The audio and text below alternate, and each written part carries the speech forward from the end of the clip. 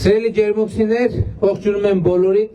ջերմուկ բառը ջերմ բառից է եւ ամեն անգամ ջերմուկ գալիս իհարկե մենք ձեր ջերմությունը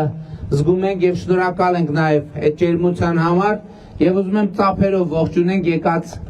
մեր հյուրերը, իրար ողջունենք ծափերով։ Մենք շատ բարդ եւ դժվար ճանապարհ ենք անցել իրար հետ, բայց այսօր ես երջանիկ եմ տեսնելով, որ ջերմուկը բառից բուն իմաստով վերածնվում է եւ ամենակարևորը ձեր ջերմուկը հիմնված է զբոսաշրջության վրա եւ գիտեք ամենահետաքրքիր բանը որ կա որ տեղի է ունենում հետեւյալն է որովհետեւ միշտ կա չէ այդ խոսույթը լսում եք եւ դա դրա մեջ օբյեկտիվ իրականություն եւ ռիսկ կա որ երբեմն պաշտոնյաները կարող են կտրվել մեկուսանալ իրականությունից Եվ էլի ուզում եմ այստեղ էլ պատմեմ այդ պատմությունը նախորդ օրը երբ որ էկոնոմիկայի նախարարը ասում է որ